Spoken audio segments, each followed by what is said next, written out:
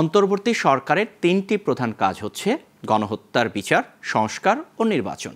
এমন মন্তব্য করেছেন আইন, বিচার ও সংসদ বিষয়ক উপদেষ্টা আসিফ নজরুল।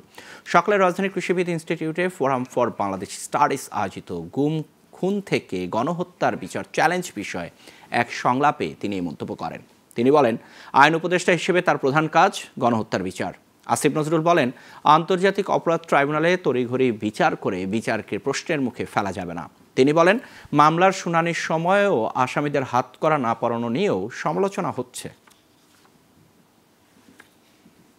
আমি মনে করি আইন উপদেষ্টা হিসাবে আমার প্রধানতম দায়িত্ব হচ্ছে গণহত্যার বিচার করা, কিন্তু বিচারটা করার সময় বিচারটা আমাকে গ্রহণযোগ্য মাত্রায় করতে হবে। আপনারা জানেন যে ফ্যাসিস্ট হাসিনা সরকারের প্রচুর টাকা আছে, লবিং ক্যাপাসিটি আছে, আমাদের সাথে শত্রুভাবাপন্ন দেশ আছে। আমাদেরকে এমনভাবে বিচার করলে হবে না যে বিচার নিয়ে তীব্র প্রশ্ন উঠতে পারে।